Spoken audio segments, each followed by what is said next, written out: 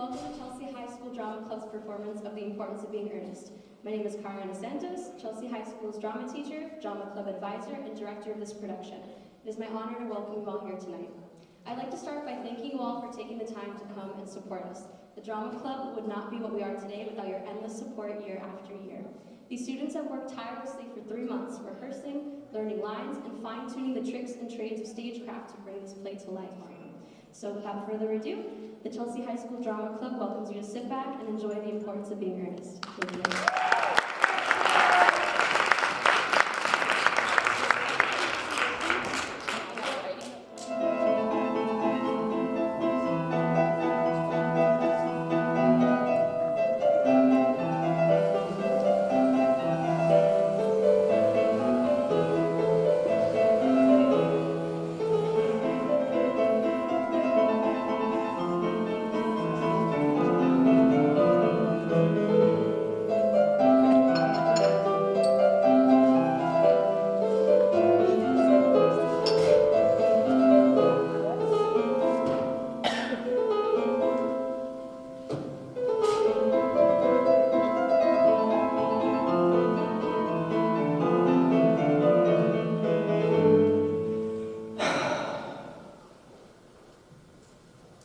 Did you hear us playing late?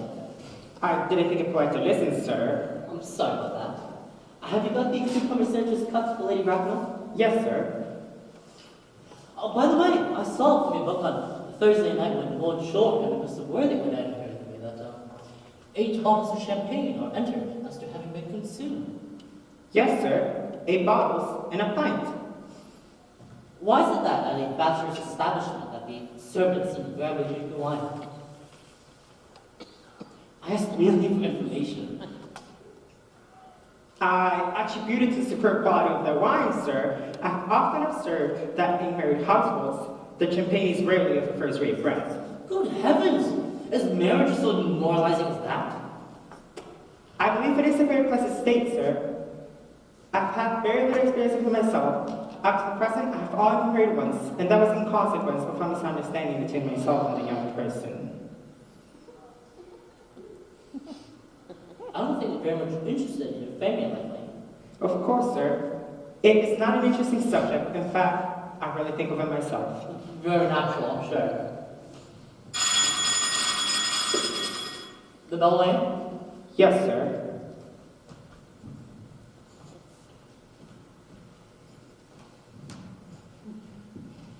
Lane's views of marriage seem so lax.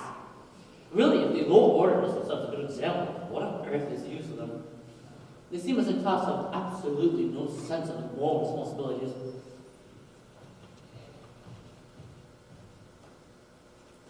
Mr. Earnest Worthing. How do you do, my dear Earnest? What brings you into town? Oh, pleasure. What else should bring one anywhere, huh? Eating as usual, I see, Algie.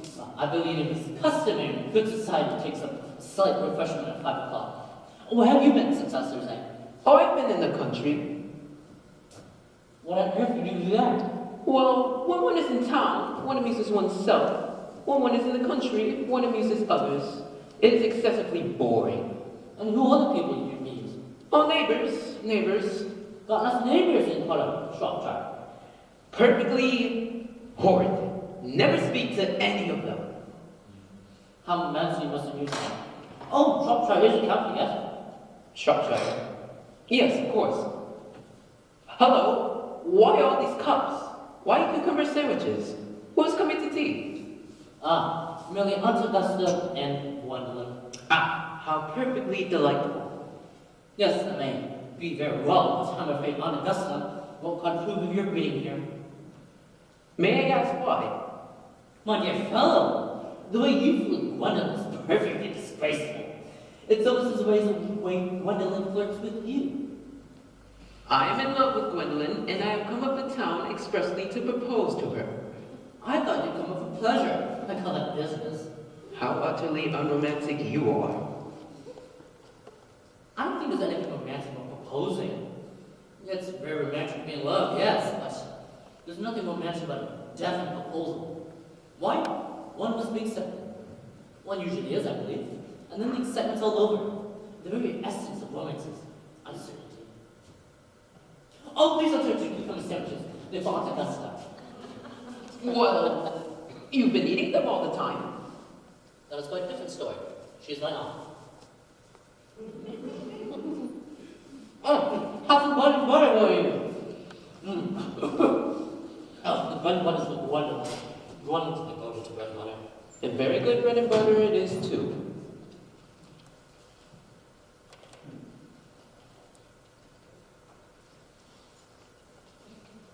You don't need to eat it as if you're going to marry her already. You're not married to her already. I don't think you ever will be. Why don't you say that? Well, in the first place, girls never marry men they first like. They just don't think it's right. Oh, that's nonsense. It isn't. It's a great truth. It accounts for the extraordinary numbers of fashion one sees all over town. In the second place, I don't give my consent. Your consent? My dear fellow, before I allow you to marry Gordon, you're about to answer the question of Cecily. Cecily? What on earth do you mean? What do you mean, Algie, by Cecily? I don't know anyone by the name of Cecily. Oh, Lane, bring me that cigarette case Mr. Worthing left here last time he died. Yes, sir. Do you mean to say that you've had my cigarette case this entire time? I wish to goodness you would have let me know. I've been writing frantic letters to Scotland Yard about it, and I was nearly offering a large reward. Oh, but I wish you would offer one. I've been usually hard up. Well, there is no good in offering a large reward now that the thing is found. I did not mean to be earnest. However, I must say. Oh, for now that I looked at the inscription beside, I find the thing isn't yours after all. Of course it's mine. You see me with it 100 times, and you have no right whatsoever to read what is written inside. It is very ungentlemanly to read a private cigarette case. Yes, but this is not your cigarette case. This case is a present from someone by the name of Cecily. And you said you didn't know anyone of that name. Well, if you want to know, Cecily happens to be my aunt. Your aunt? Yes, charming old lady she is too. Lives in Tunbridge Wells. Just give it back to me, Algie. Huh? Why did your aunt, who lives in Tunbridge Wells, call herself Little Cecily? From Little Cecily, with their fondest love, to your dear Uncle Jack. My dear fellow, what on earth is there in that? Some aunts are tall, some aunts are not tall. That is merely a matter that an aunt should be allowed to decide for herself. You seem to think that every aunt should be exactly like your aunt. That is absurd. For heaven's sake, give me back my cigarette case. Yes, but what is your aunt calling you Uncle Jack? From no sense of the fondness of your dear Uncle Jack. Oh, I can't quite make it out. But of course, one aunt, no matter what her size may be, should call her own nephew her uncle. Besides, your name is Jack. It is Earnest. It isn't Ernest, it's Jack. But you've always told me your name is Ernest. I've introduced you to everyone as Ernest. Your aunt's name is Ernest.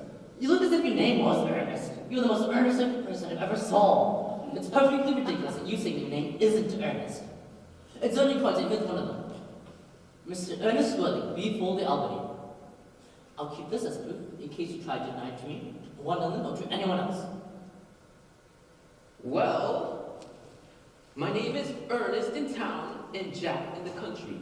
And the cigarette case was given to me in the country. Yes, but that does not explain as to why your small Aunt Cecily, who lives at Tunbridge Wells, calls you dear Uncle Jack. However, now that we think about it, I've always suspected you of being a confirmed and secret Bunburyist. Bunburyist? What on earth do you mean by a Bunburyist? I'll explain to you that incomparable expression as soon as you are able to explain to me why you were Ernest in town and Jack in the country, as well as why your small Aunt Cecily, who lives at Tunbridge Wells, calls you dear Uncle Jack. Well, produce my cigarette case first. Here it is. Now go on. Produce your explanation. Well, old Mr. Thomas Cardew, who adopted me when I was a little boy, made me in his will guardian to his granddaughter, Miss Cecily Cardew. Cecily, who addresses me as her uncle.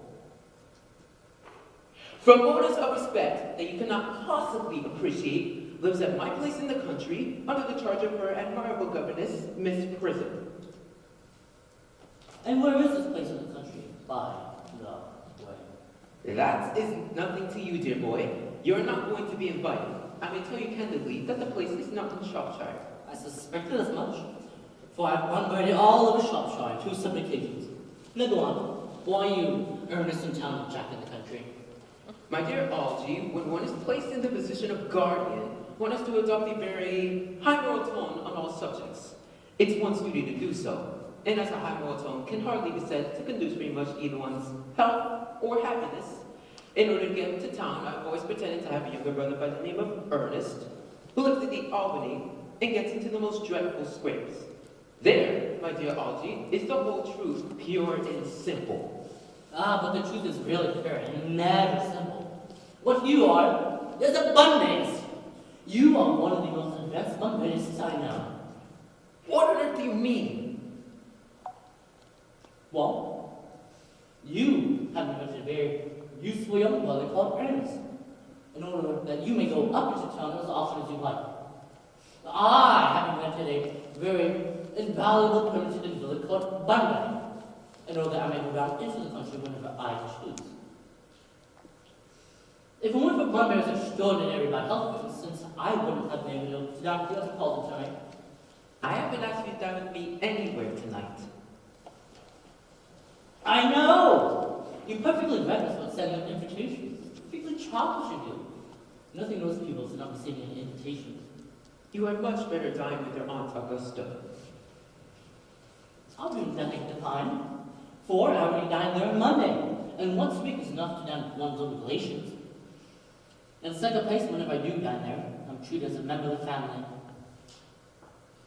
They send me with no one at all, or 2. In the third place, I know who she'll place me next to tonight.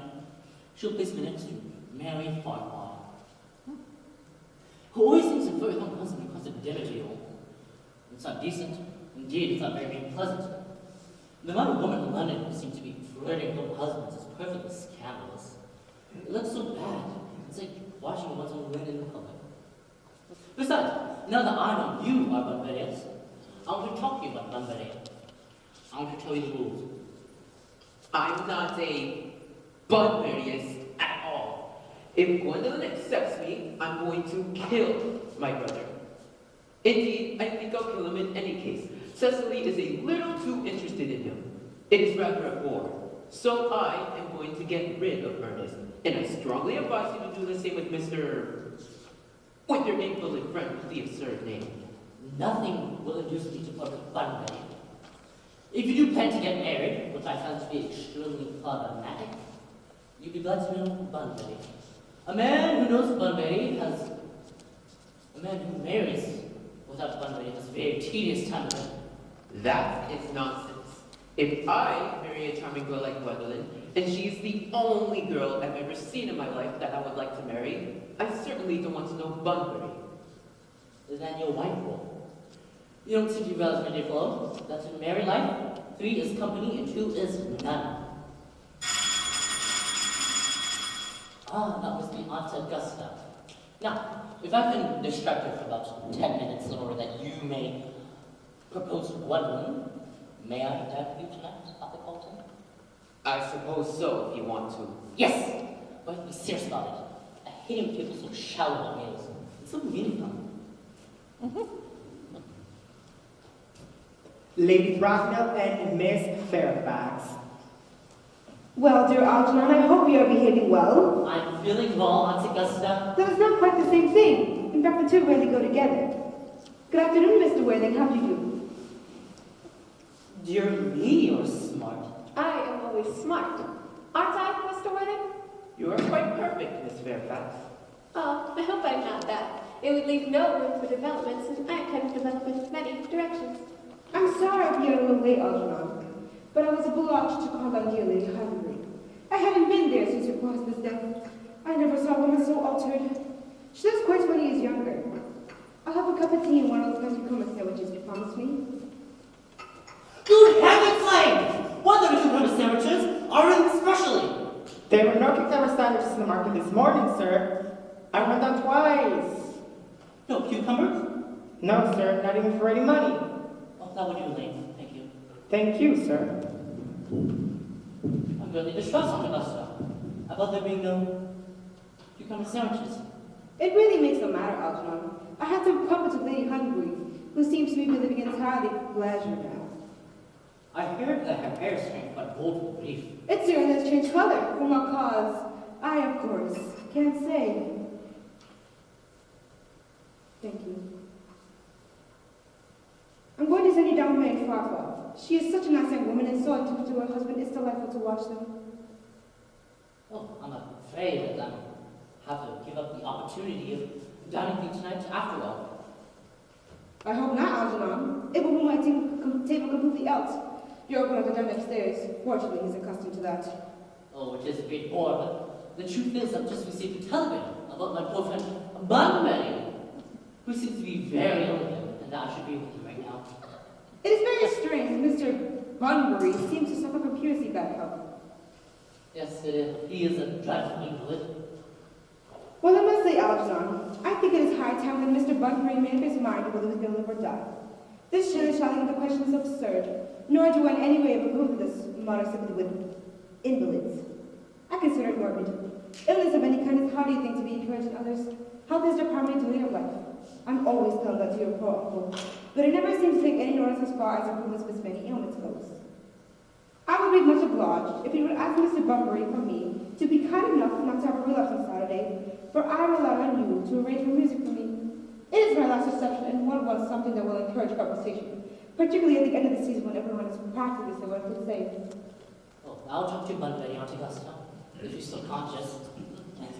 But I've drawn up the program. However, the music is a great difficulty. If you want to go to the next room with me. Thank you, Algernon. It's very thoughtful of you. I'm sure the program will be delightful after a few expurgations. Gwendolyn, you will follow. Certainly, Mama.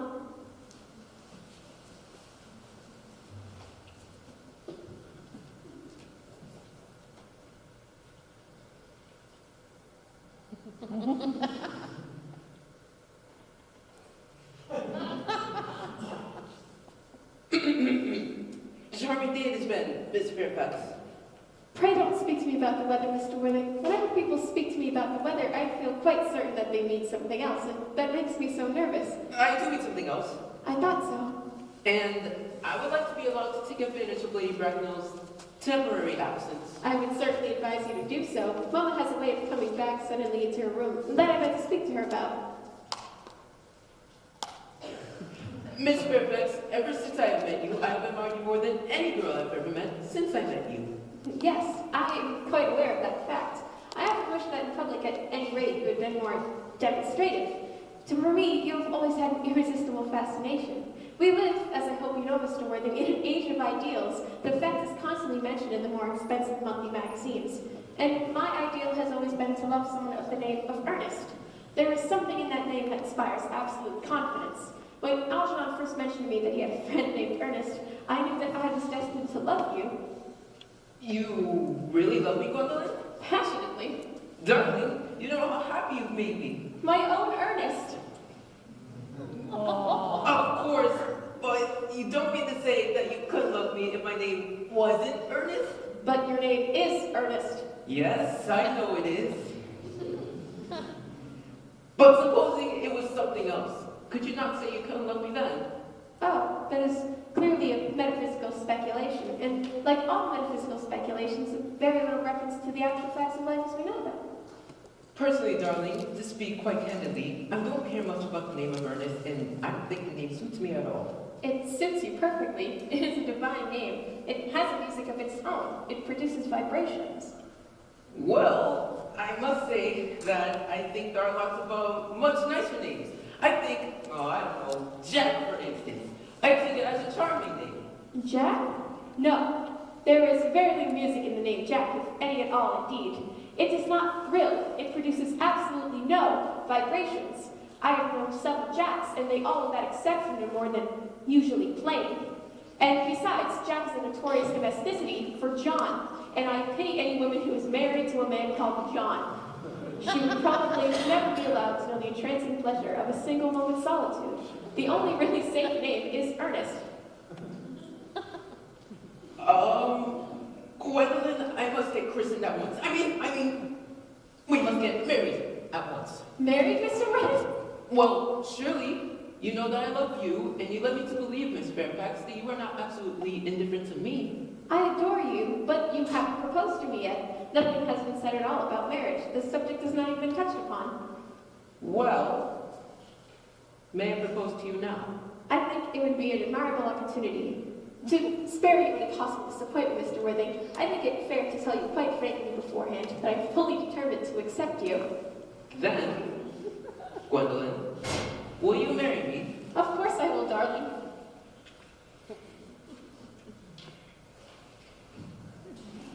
How long you've been about it? I'm afraid you've had very little experience in how to propose. My one, I have never loved anyone in the world as much as you. Yes, but men often propose for practice. Oh, Ernest, what wonderfully brown eyes you have. They are quite brown. I hope you will always look at me just like that, especially when there are other people present. Mr. Worthing! Rise from the summer-retarded posture. It is most indecorous. Mama, I must beg you to retire. This is no place for you. And besides, Mr. Worthing is not quite finished yet. Finished what, may I ask? I am engaged to Mr. Worthing, Mama. Pardon me! You are not engaged to anyone. When you become engaged to anyone, I or your father, should it come permitted, will inform you of that fact. An engagement should always come with a young girl as a surprise, pleasant or unpleasant, as the case may be. It is hardly a matter that she should be allowed to arrange for herself. And now I have a few questions to put to you, Mr. Worthing. And while I'm making these inquiries, you, Gwendolyn, would pull up for me in the carriage. Mama! In the carriage, Gwendolyn.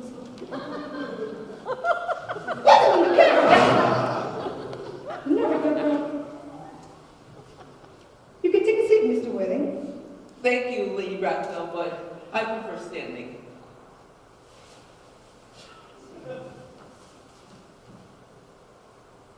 I feel bound to tell you that you're not down on my list of eligible young men. Although I have the same list as the dear Duchess of Bolton has, we work together in fact. However, I am quite ready to enter your name, should your answers be what a really affectionate mother requires. Do you smoke? Well, yes, I must admit I smoke. I'm glad to hear it. A man should always find occupation of some kind. There are far too many out of money known as it is. How old are you? 28. A very good age to be married at. I've always been one of the opinions that a man who desires to get married should either know everything or nothing. Which do you know? I know nothing, Lady Bracknell. I'm pleased to hear it. I do not approve of anything that tampers with factor of ignorance. Ignorance is like a delicate, exotic fruit. Touch it and the bloom is gone. What is your income? Between 7,000 and 8,000 a year. In land or in investment? In investments chiefly. That is satisfactory. I have a country house with some land attached to it, about 1,500 acres, I believe. A country house. How many bedrooms? Well, that point can be cleared up afterwards. You have a townhouse, I hope? A girl with a unspoiled bitch like one that could hardly ever be expected to reside in the country. Well, I own a house in Belgrave Square, but it is let by the year to Lady Blossom. Of course, I can get it back whenever I like at 6 months' notice. Lady Bloxham? I don't know her. Oh, she goes about very little. She's a lady considerably advanced in years. Nowadays, there's no guarantee of respectability and character. What number in Belgrave Square? 149. Ooh, the unfashionable side. I thought there was something. However, that can be easily altered. Now, to minor matters, are your parents living? I have lost both my parents. Both? To lose one parent may be regarded as misfortune. To lose both seems like carelessness. Who is your father? He seems to have been a man of wealth. Was he born in what the Bible papers call the purple of commerce, or did he rise from the ranks of aristocracy? I'm afraid I really don't know. The truth is, Lady Bracknell, I had said I had lost both my parents. It would be nearer the truth to say that they had lost me. I actually don't know who I am by birth because, well, I was found.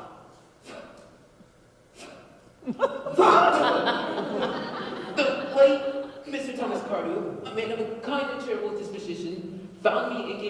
Worthing because he happened to have a first-class ticket to Worthing in his pocket at the time. Worthing is a seaside resort in Sussex. And where did the charitable gentleman who had first class ticket to the seaside resort find you? In a handbag. What? A handbag? Yes, Lady Bracknell, I was in a handbag. A large leather handbag with handles to it. It was very capacious. In what locality did this Mr. Thomas Cardew come across this ordinary handbag? In the cloakroom at Victoria Station. It was given to him in mistake for his own. Mr. Worthing, I confess I feel somewhat bewildered about what you just have told me.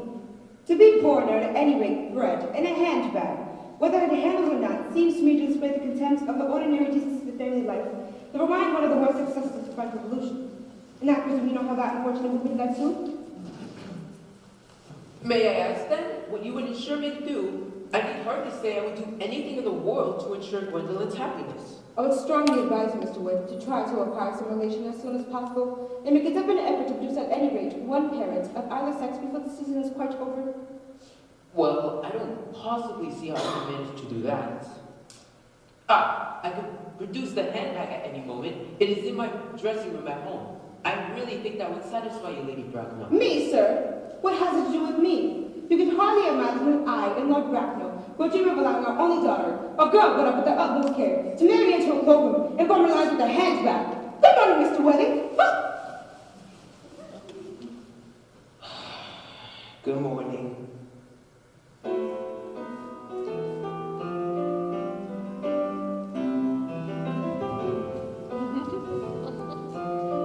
For goodness sake, Algernon, don't play that ghastly tune. Oh, how idiotic. Didn't go far, right, old boy? You didn't really say that Gwendolyn confused you. Oh, as far as Gwendolyn is concerned, we are engaged. Her mother is perfectly unbearable. Never met such a gorgon. You don't think there is any chance of Gwendolyn becoming like her mother in about 150 years, do you, Algie? All women become like their mothers. That's their tragedy. And no man does. That's his. Is that clever? It is. It's as true as any observations in civilized life need be. Well, I, for one, am sick to death of cleverness. Everybody is clever nowadays. You can't go anywhere without meeting clever people. That thing has become an absolute public nuisance. I wish to goodness we had a few fools left. We have. I should extremely like to meet them. What do they talk about? The fools. Oh, the clever people! Oh, by the way, have you told Gwendolyn about you being Earnest in town and Jack in the country? My dear fellow, the truth isn't quite the sort of thing one tells to a nice, sweet, refined girl. What extraordinary ideas that you have about the way to behave to a woman. Oh, the only way to behave to a woman is to make love to her if she's pretty, and to someone else if she's plain. Oh, that is nonsense. What about your brother?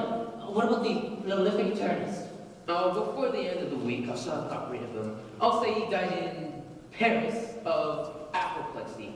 Lots of people die of apoplexy quite suddenly, don't they? Yes, but that sort of thing is hereditary, the thing that runs in families. You had better chance, say, a severe chill. You're sure a severe chill isn't hereditary or anything of the kind? Of course not. Very well then. My poor brother Ernest is suddenly carried off to Paris by a severe chill. That gets rid of him. Oh, but I think you said Miss Cardew was a little bit too much interested in your poor brother Ernest. Oh, that's all right. Cecily's not a silly romantic girl at all. She has a capital appetite and goes on long walks and pays no attention at all to her lessons. I like to read this, Cecily. I would take very good care you never do. She is excessively pretty and she is only 18. Oh, well, have you told Gwendolyn about your excessively pretty young boy who's only just 18? But one doesn't blurt these things out to people. Cecily and Gwendolyn are perfectly certain to be extremely great friends. I'll bet you anything you like that half an hour after they have met, they will be calling each other sister. Ooh, women only call each other those things after you've called each other plenty of other things first. Now, if you want to get a good table at the culture tonight, I say we must go up and dress. I'm hungry. I never knew you when you weren't.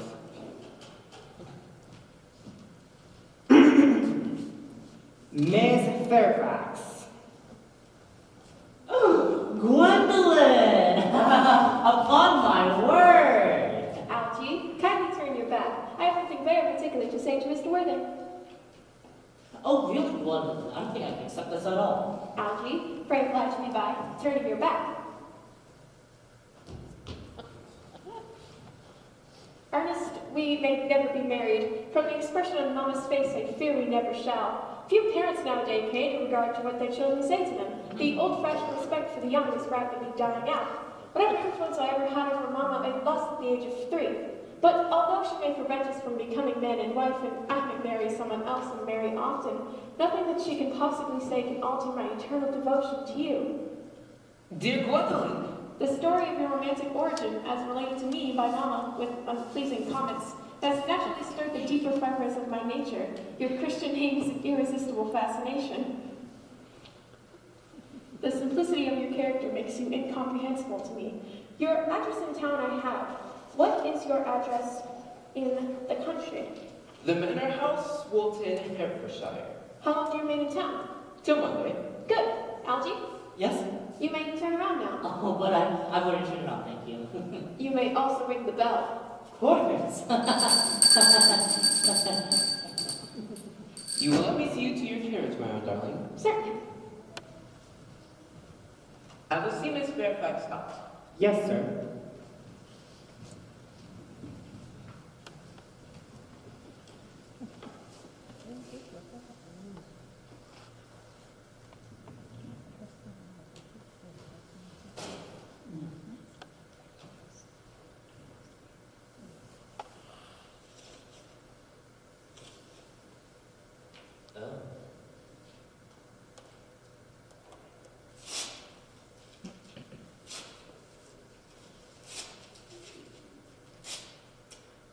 Wally, I'm going Bunbury. Yes, sir. I probably won't be back till Monday, so in the meantime, you can hang up my smoking jackets, my Bunbury suits, and all my dress clothes. Yes, sir. Tomorrow's going to be a fine day, Lane. It never really is, sir. You are a perfect pessimist. I do my best to give satisfaction, sir.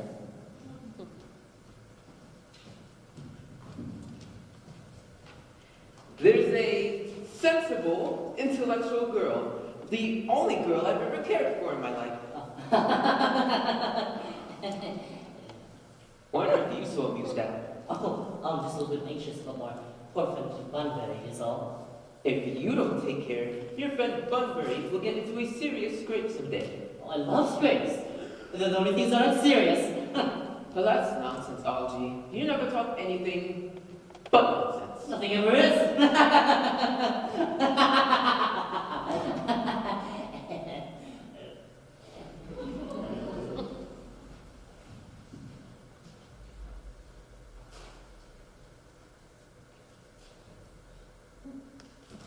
The Manor House, Woolton, Hertfordshire.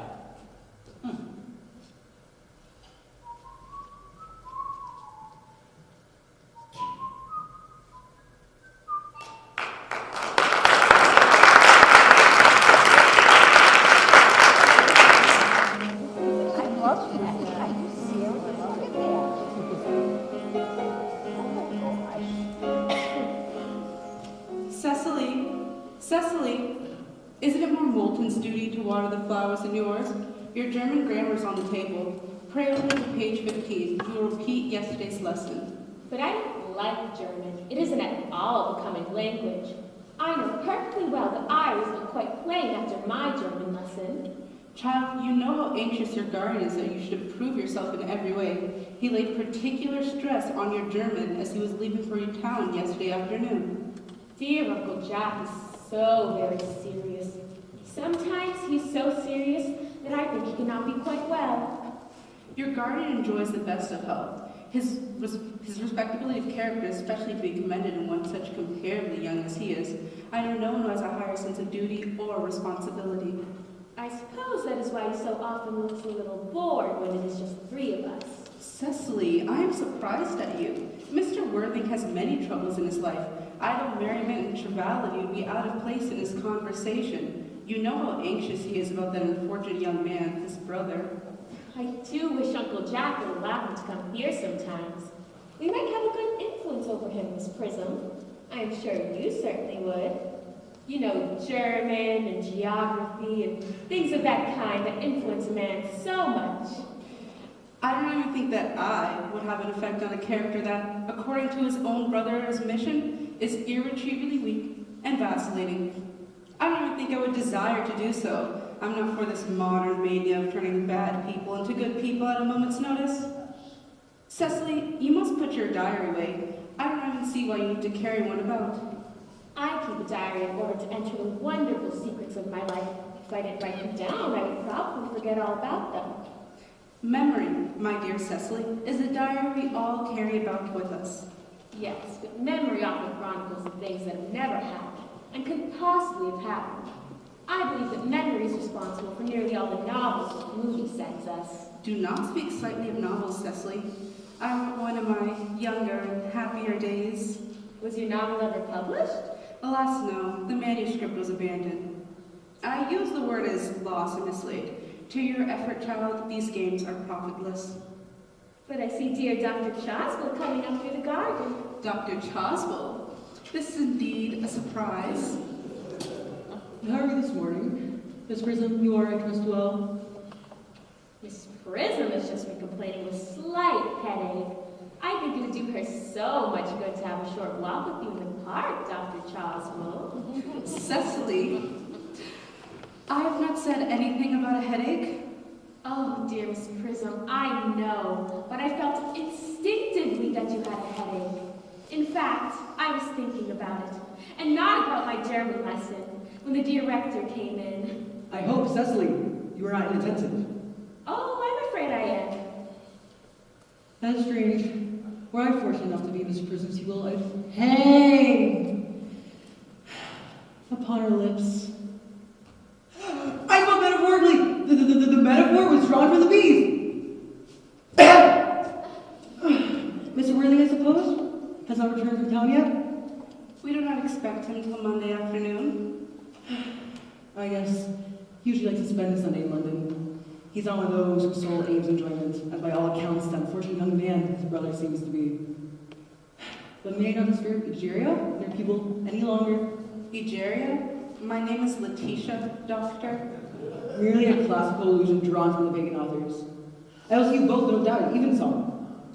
I think, dear Doctor, I will have a little stroll with you. It seems I have a slight headache after all, and a walk might do it well. With pleasure, Miss Prism, with pleasure. You might go as far as the schools and back. Delightful. Cecily, in my absence, you will read your political economy. The chapter on the fall of the rupee, you may admit, it is somewhat too exciting for a young girl.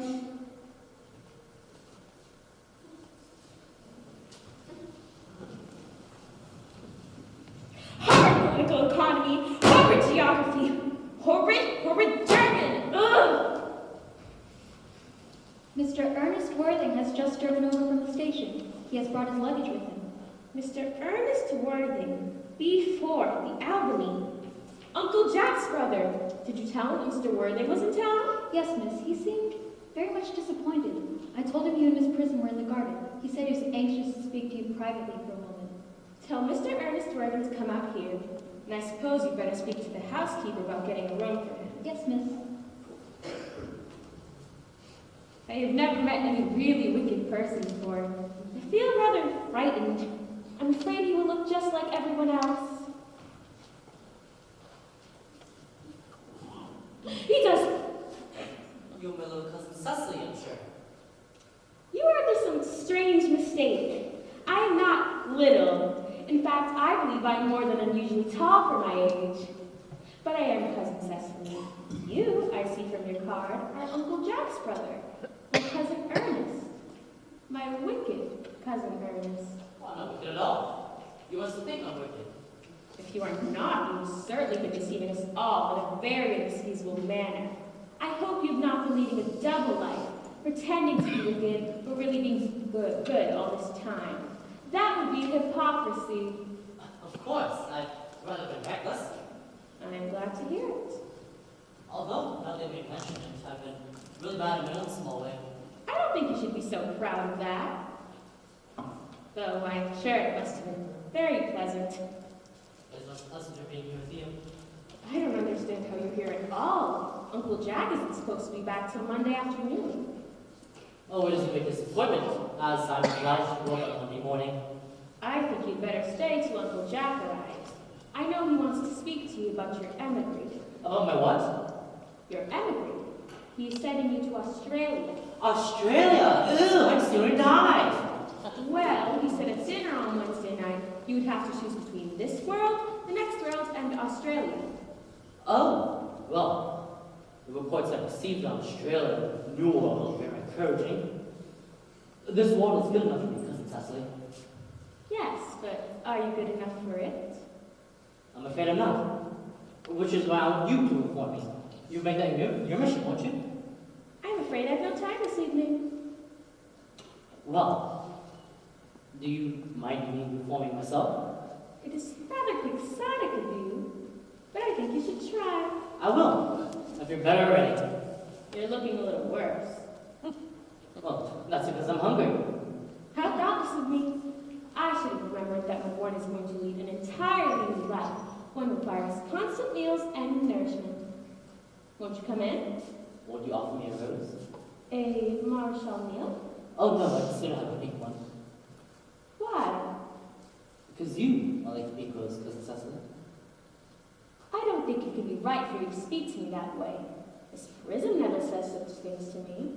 Well, Miss Prism is a short-sighted old lady. You're the prettiest girl I ever saw. Miss Prism says that all good looks are a snare. It is a snare every sensible man would to be caught in.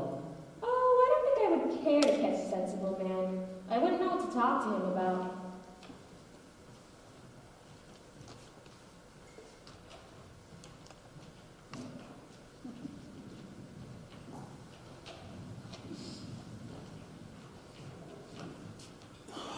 Where is Cecily? You are too much alone, dear doctor. You should get married. A misanthrope? I understand. A womanthrope? Never. The precept as well as the practice of the primitive church was distinctly against matrimony. And that is the exact reason why the primitive church has not lasted up to the present day. And you don't seem to realize, dear doctor, that by remaining single, a man converts himself into a constant, public temptation. Men should be more careful. This is very celibacy that leads weaker vessels astray. Was a man not equally attractive when married? No married man is ever attractive, except to his wife. Not that I've been told. Not even heard. But where is Cecily? Perhaps he falls back to the schools. Mr. Worthing, Mr. Worthing? this is indeed a surprise. We did not expect you till Monday afternoon. I have returned sooner than I expected. Dr. Toswell, I hope you are well. Oh dear, Mr. Worthing, I do trust this Garbo has not become in some terrible calamity. My brother, More shameful debts and extravagancies? Still leading his life of pleasure? dead! Your brother Earnest dead? Quite dead. What a lesson for him. I trust you'll profit by it? Dear Mr. Worthing, I offer you my most sincere condolences. If at least a consolation knowing you are always the most forgiving and generous of brothers. Poor Ernest. He had many faults, but it is a sad blow. Very sad indeed. Were you with him at the end? No, he died abroad in Paris. I had a telegram last night from the manager of the Grand Hotel. Was the cause of his death mentioned? A severe chill, it seems. We all are not perfect. I myself am particularly susceptible to drafts. Will the interment take place here? No, he seems to have expressed a desire to be buried in Paris. In Paris? I fear that really points at any very serious state of the mind at the last. You would no doubt wish me to draw some allusion to his tragic domestic affliction next Sunday.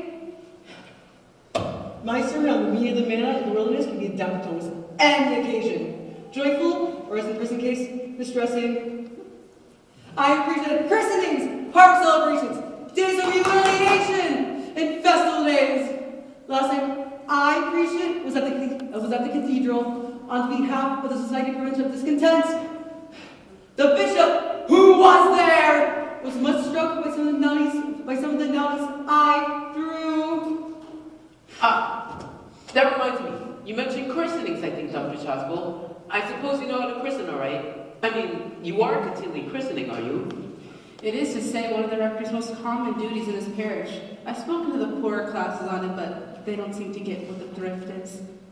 Well, Mr. Worthing, is there any infant in whom you're interested? Your brother, I believe, was unmarried, was he not? Oh, yes, quite unmarried. Most people live entirely for pleasure, usually are. Oh, it isn't for any child, dear doctor. I'm particularly fond of children. No, the fact is, I myself would like to be christened this afternoon. But surely, Mr. Worthing, you've been christened already. I don't recall anything about it. Besides, I don't know if you have any other important order of business, or you may think I'm a little too old now. Not at all. The sprinkling and indeed immersion of adults is a perfectly canonical practice. Immersion? Oh no, have no apprehensions. Sprinkling is always indeed necessary, and I think most advisable, or rather so changeable. What hour would you like this ceremony to be performed? Oh, I might trot around 5, if that would suit you. Perfectly. I have 2 similar cases around the same hour. A case of twins on your own outlying estate. Poor Jenkins, the carter, a most hardworking man. Oh, I don't see much fun in being christened amongst other babies. It'd be childish. What, 5:30 do? Perfectly. But now, Mr. Worthing, I must now take my leave on the house of sorrow. I expect you not to be too much bowed down by grief. Bitter trials are often blessings in disguise. This seems to me a blessing of an extremely obvious kind. Uncle Jack! Oh, I'm pleased to see you back. What horrid clothes you're wearing. Do go and change. Cecily. What is the matter, Uncle Jack? Do look happy. You look as if you had a toothache, and I've got such a surprise for you. Who do you think is in the dining room? Your brother! Who? Your brother Ernest. He arrived here half an hour ago. What nonsense! I haven't got a brother. Oh, don't say that. However badly he may have behaved to you in the past, he's still your brother. You couldn't be so heartless as to disown him. I'll tell him to come out. And you will shake hands with him, won't you, Uncle Jack? These are very cheerful tidings. After we all seem so resigned to his loss, his sudden return seems to me particularly distressing. My brother is in the dining room. I don't know what this all means. I think this is perfectly absurd.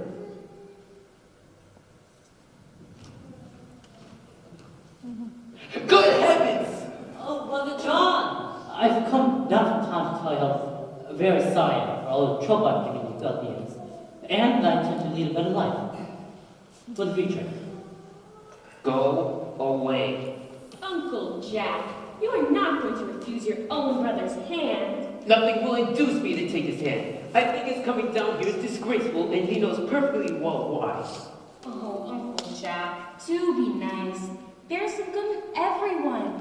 Ernest here was just telling about his poor, invalid friend Bunbury, whom he goes to visit ever so often.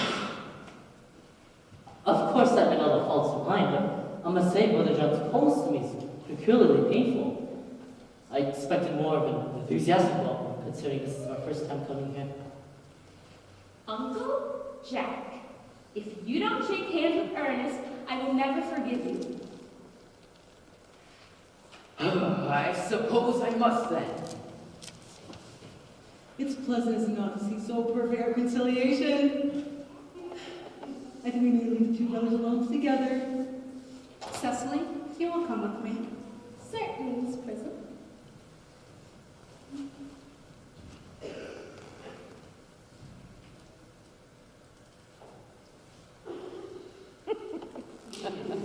Chief. You must get out of this place at once. I don't allow any barbarian here. I put Mr. Earnest things in the room next to yours, sir. I suppose that is all right? What? Mr. Earnest's luggage, sir. I have unpacked it and put it in the room next to your own. Oh, I'm afraid I can't say more than a week this time. Merriman, order the dog cart at once. Mr. Earnest here has suddenly been called back to town. Yes, sir.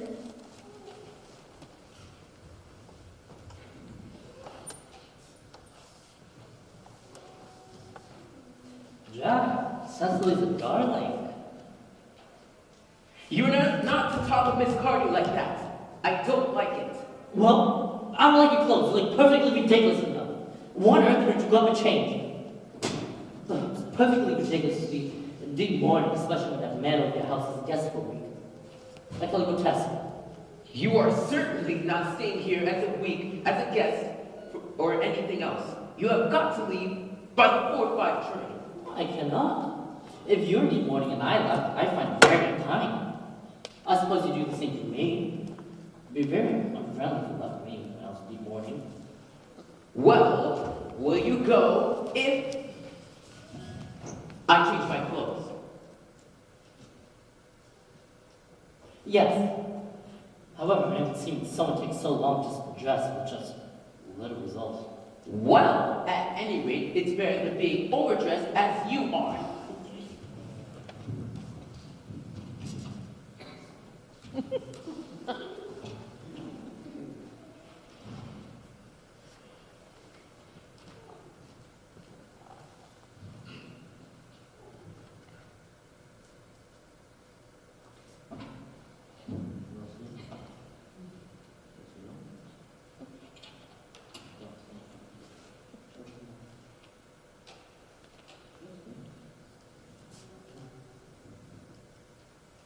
Ah, there you are! Oh, I really came back to water the flowers. I thought you were with Uncle Jack. Oh, he's going to order the dog cart. Oh, is he going to take you for a nice drive? Oh, he's going to send me away. Then you've got to part. I'm afraid so. The dog cart is at the door, sir. It can wait, Merriman, for 5 minutes. Yes, miss. I hope I don't offend you if I state quite frankly that I think you're the visible personification of absolute perfection. I think your frankness does you great credit, Ernest. If you will allow me, I will copy your remarks into my diary. Oh, you have a diary? I'll give anything to look at it. Oh, no. You see, it is simply a very young girl's records of her own thoughts and impressions, and consequently meant for publication. But pray, Ernest, do go on. I delight in taking down dictation. I have reached absolute perfection. You can go on. I'm quite ready for more. Well, Cecily, ever since I looked upon your incomparable beauty, I dared to love you. Wildly, devotedly, passionately, hopelessly. I don't think you should tell me if you love me wildly, devotedly, passionately, hopelessly. Hopelessly doesn't seem to make that much sense, now does it? Cecily, The dog cart is waiting, sir. tell it to come around next week at the same hour. Yes, sir. I don't think Uncle Jack would be very pleased if he heard you were staying on till next week at the same hour. I couldn't care about Uncle Jack. I don't care about anyone in the whole world, except for you. I love you, Cecily. Will you marry me? Oh, you silly boy. Why? We have been engaged for the past 3 months. For the last 3 months? Yes, it will be exactly 3 months on Tuesday. Wait, but how did we become engaged? Well, ever since dear Uncle Jack first confessed to us that he had a younger brother who was very wicked and bad, you, of course, formed the chief topic of conversation between Miss Prism and myself. And of course, a man who is much talked about is always very attractive. One feels there must be something in him after all. I dare say it was foolish of me, but I fell in love with you, Ernest. Oh, but when was the engagement actually settled? On the 14th of June last, worn out by your entire ignorance of my existence, I determined to end the matter myself, one way or another. And after a long struggle with myself, I accepted you here. The next day, I bought a little ring in your name. And this is the ring, the true lover's ring that I promised you always to wear. Did I pay this? It's very pretty, isn't it? Yes, you wonderfully good taste, Ernest. It's the excuse I've always given for your leading such a bad life. And here is the box in which I keep all your dear letters. My letters! But my own Cecily, I've never written you any letters. You need hardly remind me of that, Ernest. I remember I was forced to write your letters for you. I write 3 times a week, and sometimes oftener. Oh, can I read them? No. They would make you far too conceited. My, what a perfect angel you are. What a dear romantic boy. I hope your hair grows naturally. Does it? Yes, with a little help from others. I'm so glad. You'll never break off engagement, right? I don't think I could now that I've actually met you. Besides, of course, there is the question of your name. Of course. You must not laugh at me, darling, but it had always been a girlish dream of mine to love someone whose name was Earnest. There is something in that name that seems to inspire absolute confidence. I pity any poor married woman whose husband is not called Earnest. Oh, but my own sweet Cecily, do you mean to say that you couldn't love me if I had some other name? But what name? Oh, any name you like. Algernon, for instance. I don't like the name of Algernon. Well, I don't really see any reason why you shouldn't. I think it's rather an aristocratic name. Yes, like seriously, Cecily, my name was Algernon. Couldn't you love me? I might respect you, Ernest. I might admire your character, but I fear I would not be able to give you my undivided attention. Cecily, your rectitude, I suppose, is thoroughly experienced through the rites and ceremonials of the church. Oh, yes, Dr. Choswell's a most learned man. He has never written a single book, so you can imagine how much he knows. Oh, well, I'll let you meet this Dr. Choswell on important matters of presence. I mean business. I probably won't be back until half an hour.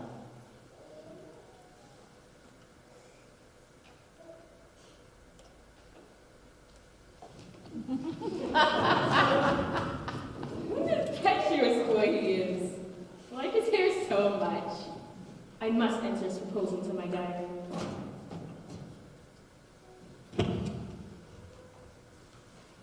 Miss Fairfax has just called to see Mr. Worthing on very important business, Miss Fairfax states. Isn't Mr. Worthing in his library? Mr. Worthing went over in the direction of the rectory some time ago. Miss Fairfax?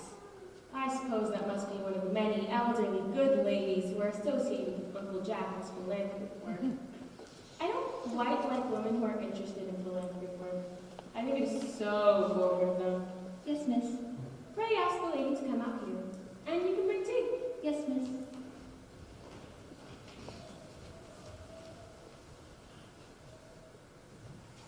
Miss Fairfax? Pray allow me to introduce myself to you. My name is Cecily Cardew. Cecily Cardew, what a very sweet name. Something tells me we're going to be great friends. I like you already more than I can say. My first impressions of people are never wrong. How nice of you to like me so much after we've known each other such a comparatively short time. Pray, sit down. I may call you Cecily, may I not? With pleasure. And you will always call me Gwendolyn, won't you? If you wish. Then that is all settled, is it not? I hope so. Perhaps this favorable for my mentioning who I am. My father is Lord Bracknell. You've never heard of Papa, I suppose? I don't think so. Outside the family circle, Papa, I'm glad to say, is entirely unknown. I think that is quite as it should be. The home seems to me to be the proper sphere for a man. Cecily, Mama, whose views on education are remarkably strict, has brought me up to be extremely short-sighted.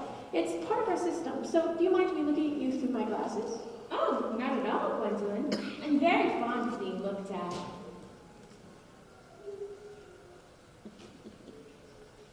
You are here on a short visit, I suppose. Oh, no, I live here. Really? Your mother, no doubt, or some female relatively advanced years resides here also. Oh, Oh, no, I have no mother, nor in fact any relations. Indeed. My dear guardian, the assistant in this prison, has the arduous task of looking after me. Your guardian? Yes, I am Mr. Worthing's ward. Oh, it is strange you never mentioned to me that he had a ward. How secretive of him. He grows more interesting hourly. I'm not sure, however, that the news inspires me with feelings of unmixed delight. I am very fond of you, Cecily. I have liked you ever since I met you. But I found to state that now I know that you are Mr. Worthing's ward, I cannot help express the wish that you were, well, a little older than you seem to be, not quite so very learned in appearance. In fact, if I may speak candidly, Pray do. I think that whenever anyone has anything unpleasant to say, one should always be quite candid. well, to speak with perfect candor, Cecily, I wish that you were fully 40 and more than usually plain for your age. Ernest has a strong, upright nature. He is the very soul of truth and honor. But even men of the noblest possible moral characters are extremely susceptible to the physical charms of others. I beg your pardon, Gwendolyn.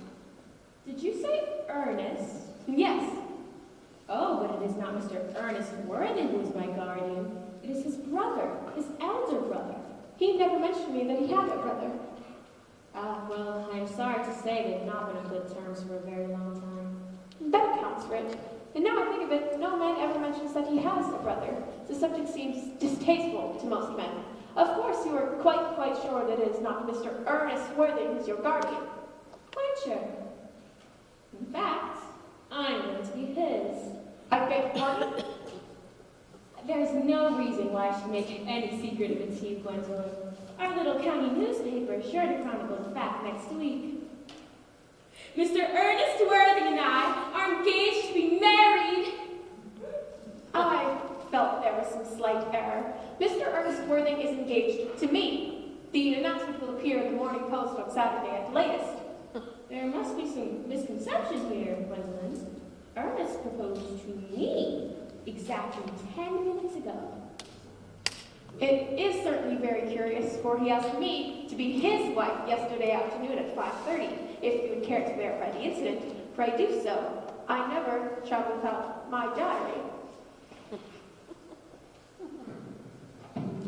I'm sorry if it is of any disappointment to you, but I'm afraid I have the prior claim. It would distress me more than I can tell you, dear Gwendolyn, if it were to cause you any mental or physical anguish. But I feel bound to point out that since Ernest proposed to you, he has clearly changed his mind. If the poor fellow is entrapped into any foolish promise, I should consider it my duty to rescue him at once, and with a firm hand. Whatever unfortunate entanglement my dear boy may have gotten himself into, I will never approach him with it after we are married. Do you allude to me, Miss Cardew, as an entanglement? You are presumptuous. On an occasion of this kind, it becomes more than a moral duty to speak one's mind. It becomes a pleasure.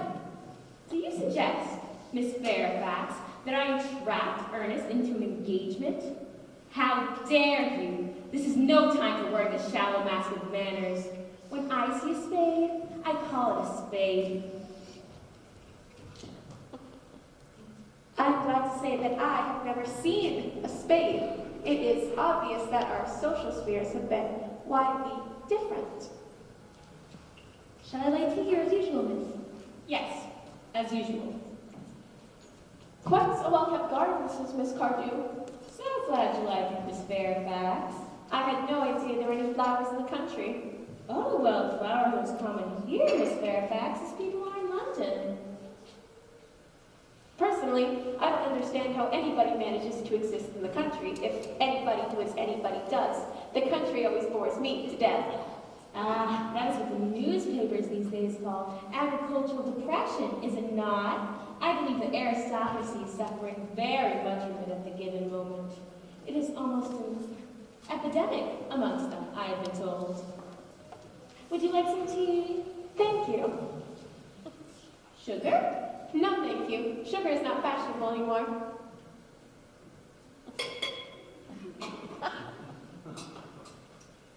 Tea cake or bread and butter? Bread and butter. Cake is rarely seen at the best houses nowadays.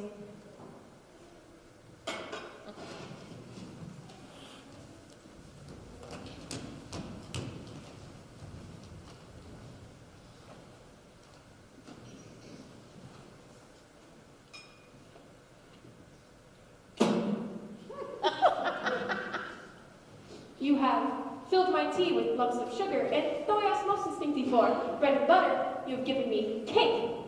I am known for the gentleness of my disposition and the extraordinary sweetness of my nature. But I must warn you, Miss Cardew, you may go too far. To save my poor, innocent, trusting boy from the machinations of any other girl, there are no lengths to which I would not go. From the moment I saw you, I distrusted you. I felt that you were false and deceitful. I am never deceived in such matters. My first impressions of people are invariably right. It seems to me, Miss Fairfax, that I am trespassing on your valuable time. No doubt you have many other calls of a similar character to make in the neighborhood. Ernest, my own Ernest. Gwendolyn, darling. A moment. May I ask if you're engaged to be married to this young lady? To what young lady? To dear little Cecily? Of course not. What could have put that idea into your pretty little head? Thank you. You may. I knew there must be some misunderstanding, Miss Fairfax. The gentleman whose arm is currently around your waist is my dear guardian, Mr. John Worthing. I beg your pardon? This is Uncle Jack. Jack? Oh!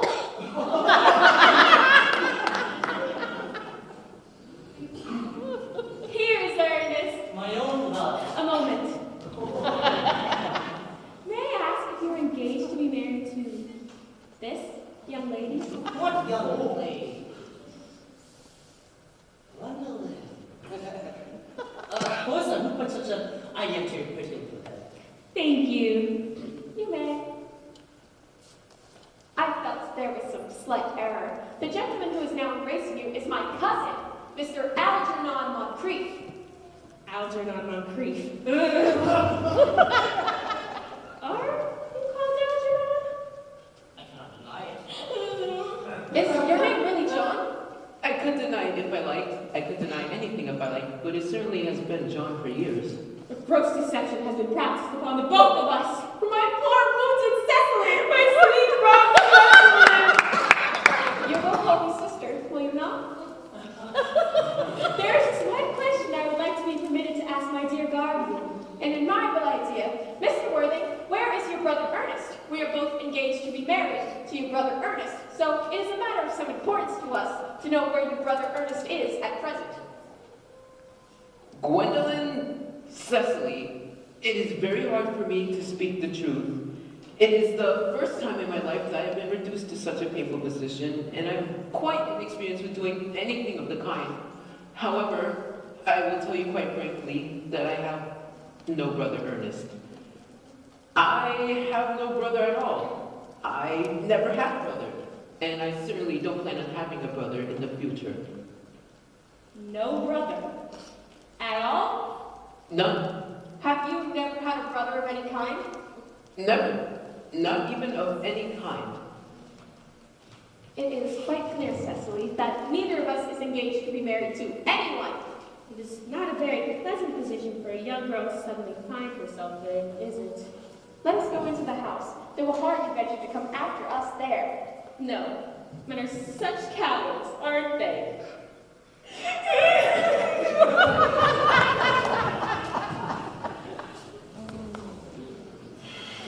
This ghastly state of things is what you call bun-burying, I suppose. Yes, and what a perfectly wonderful Monday is too. One of the most wonderful I've had in my life. Well, the only small satisfaction that I'll ever get out of this is that your friend Bunbury is quite exploded.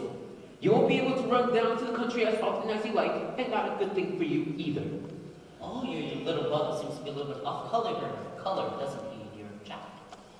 You won't be able to go up into town as often as you like anymore. And not a bad thing is either, as your wicked cousin was. As for your conduct toward Miss Cardew, I'd say to get into a sweet, simple, innocent girl like that is quite inexcusable, to say nothing of the fact that she is my ward. I can see no defense at all against you deceiving a brilliant, clever, thoroughly experienced young lady like Miss Fairfax, and not to mention that she is my first cousin.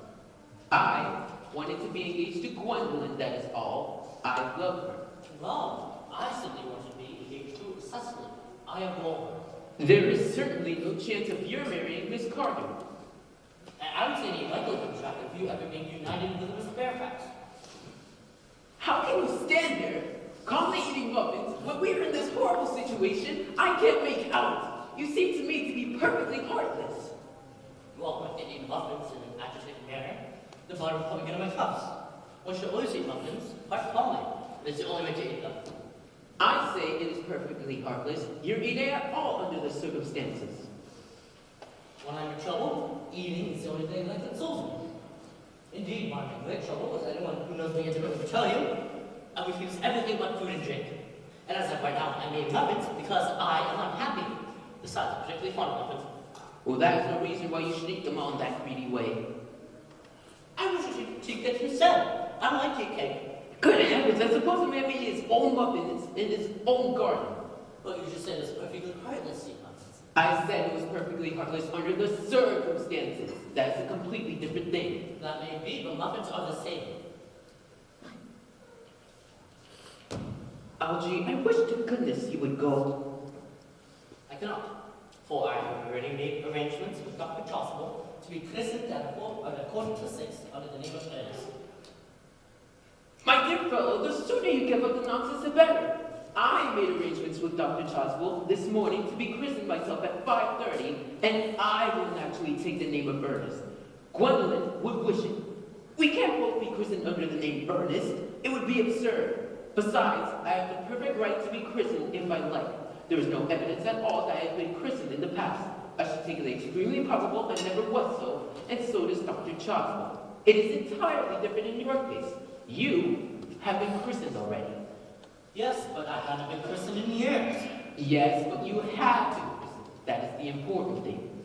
Oh, quite so, as I know my constitution would stand it. However, if you do not know whether or not you've been christened already, I find it rather dangerous to be virtually pointed out, and might make you unwell. You can hardly have forgotten that someone very closely connected to you has been just carried off this week to Paris by a severe chill.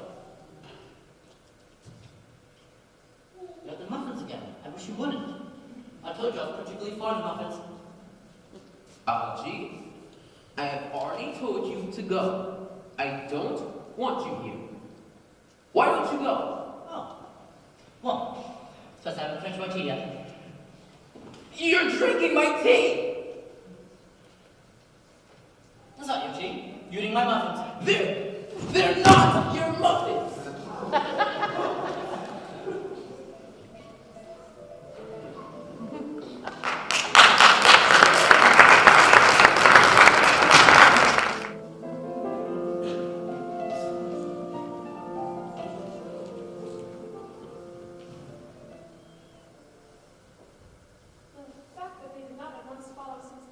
Anyone else would have done seems to me to show that they have some sense of shame left. They've been eating muffins. That looks like repentance. They're looking at us. What effrontery! They're approaching. That's very forward of them. Let us preserve a dignified silence. Certainly. It's the only thing to do now.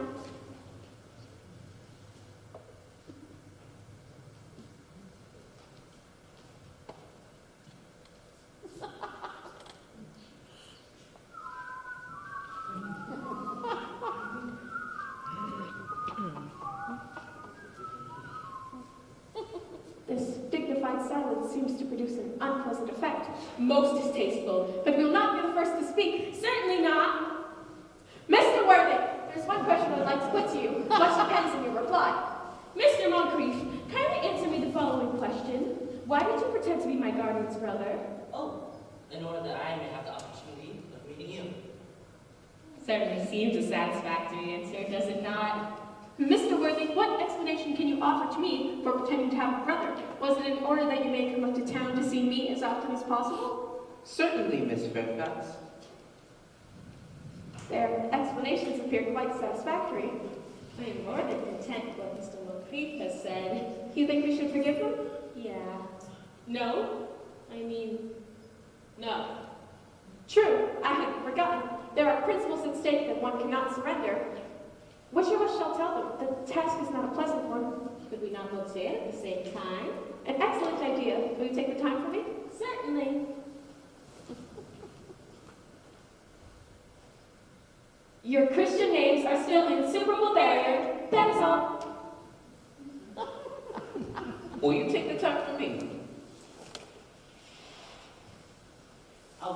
the names. Is that all? What will we be listening this afternoon?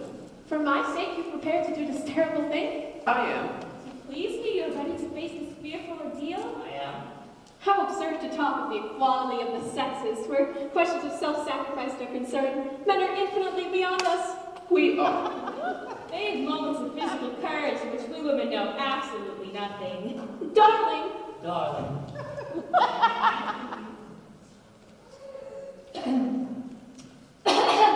Lady Bracknell. Good heavens! Gwendolyn! What does this mean? merely that I am engaged to be married to Mr. Worthing, Mama. Sit down! Apprised, sir, of my daughter's sudden flight by a trusty maid, whose confidence I purchased by means of a small coin. I followed her once by a luggage train. Of course, Mr. Worthing, you will clearly understand that all communication between yourself and my daughter must cease immediately from this moment, on this point, as indeed on all points. I am firm. I am engaged to be married to Gwendolyn, Lady Bracknell. You are nothing of that kind, sir. And now, as regards to Algernon. Algernon? Yes, Aunt Augusta? May I ask if it is in this house that your invalid friend Mr. Bunbury resides? Oh, Bunbury doesn't live here. In fact, he's somewhere else at present. In fact, he's dead. Dead? When did Mr. Bunbury die? His death must have been extremely sudden. Oh, he exploded. Huh? I mean, I killed him this afternoon. What? I mean, the doctors have realized that he could no longer live, so he had died. Really? He seems to have great confidence in the opinion of his physicians. I'm glad, however, that he made his mind at last to sum up in a course of action and acted under proper medical advice. And now that we have buried Mr. Bunbury at last, may I ask Mr. Worthing, who is that young lady whose hand my nephew Algernon is now holding to what seems to me a peculiarly unnecessary manner?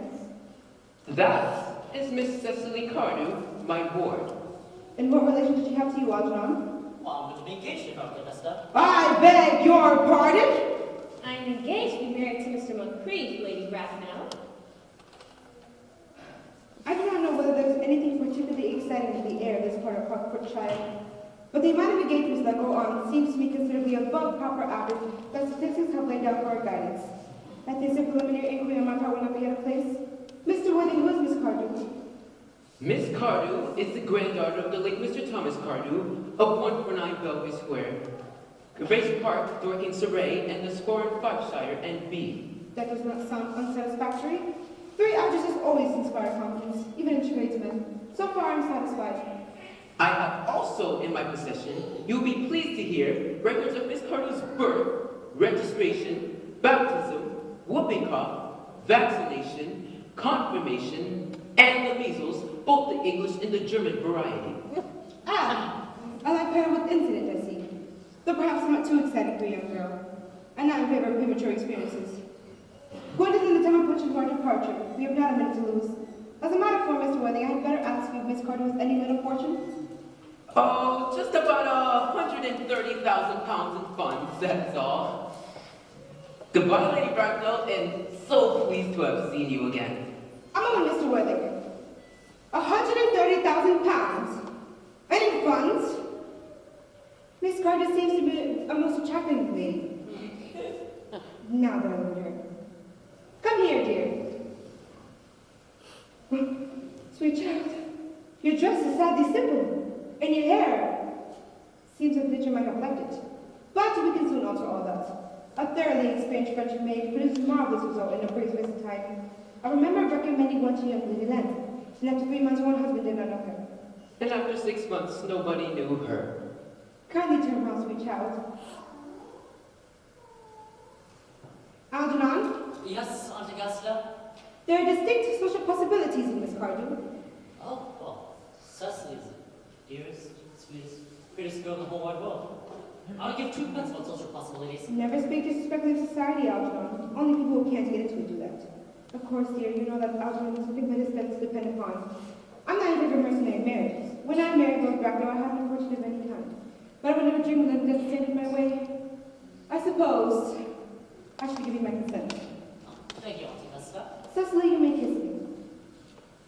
Thank you, Aunt Augusta. The marriage, I think, had better take place soon. Oh, Thank you, Aunt Augusta. To speak frankly, I'm not in favor of long engagements. They give people the opportunity of finding each other's character before marriage, which I think is never advisable. Pray excuse me for interrupting you, Lady Bracknell, but this engagement is quite out of the question. I am Miss Cardew's guardian. She does not marry without my consent until she comes of age. That consent I absolutely decline to give. Upon what grounds, may I ask? It pains me very much to speak quite frankly about your nephew, but I suspect him of being untruthful. Untruthful? My nephew Algernon? Impossible, he's an Oxonian. I fear there can be no possible doubt about the matter. You see, during my temporary absence in London, under a question of romance, he succeeded in obtaining admission into my house by means of a false pretense of being my brother. He succeeded in the course of the afternoon by alienating the affections of my only ward. He subsequently stayed to tea and devoured every single muffin. And what makes his conduct all the more heartless is that he knew from the first that I had no brother, never had a brother, not even of any kind. I distinctly told him so myself yesterday afternoon. Mr. Worthing, after careful consideration, I have decided to entirely overlook my nephew's conduct to you. Come here, dear. How old are you? Well, I'm really only 18, but I always admit to 20 at evening parties. Well, it will not be long before you come of age and free from those things of tutelage. So I don't think your guardian consent, after all, a matter of any importance. Pray excuse me for interrupting you again, Lady Bracknell, but it is only fair to tell you that Miss Cardew, according to the terms of her grandfather's will, doesn't come of age until she's 35. That does not seem to be a great projection. 35 is a very attractive age. Could you wait for me till I'm 35? You know I could. Yes, I felt it instinctively. But I couldn't wait all that long. Then what's there to be done? I don't know, Mr. Moncrief. Mr. Worthing, as Miss Cardew positively states that she cannot wait until she is 35, a remark which I am bound to say seems to show somewhat impatient nature. I would beg for you to reconsider your decision. But my dear Lady Bracknell, the matter is entirely in your hands. The moment you accept my marriage to Gwendolyn, I will most happily allow your nephew to form an alliance with my ward. Mr. Worthing, you must be quite aware that that which you ask is out of the question. Then a passionate celibacy is all that any of us could look forward to. That is not the destiny of proposed Gwendolyn. Algernon, of course, can choose for himself. Come, dear, we have missed 5 pounds 6 trains. Is everything quite ready for the christenings? Christening, sir. Is that not somewhat premature? Both these gentlemen have expressed a desire for immediate christening. At their age! The idea is grotesque and irreligious. Algernon, I forbid you to be Christian. I will not hear such excesses. Lord Bracknell and I would be highly displeased if you learned that that was the way in which you spent your time and money. Am I to understand that there shall be no christenings at all this afternoon? I don't think, as things now stand, Dr. Chasuble, that it would be of any practical value to either of us. Oh, Mr. Worthy, I grieve to hear such sentiments from you. I was returned to a church at once. Indeed, I've just been informed for the last hour and a half. Miss Prism has been waiting for me in the vestry. Prism? Did I hear you mention of Miss Prism? Indeed, Lady Bracknell, I'm on my way to join her. Pray to allow me to detain for a moment. But this matter may prove one of vital importance to myself and Lord Bracknell. Is this Miss Prism connected with education? She's the most cultivated of ladies, in the very picture of respectability. It's obviously the same person. May I ask what position she holds in your household? I am a celibate, madam! Miss Prism has been, for the last 3 years, Miss Cardew's esteemed governess and valued companion. I must see this Miss Prism at once. Let her be sent for. There you are, dear Canon. I've been waiting for you in the rectory for nearly half an hour. Prism! Lady Bracknell. Come here, Prism. Prism, where is that baby?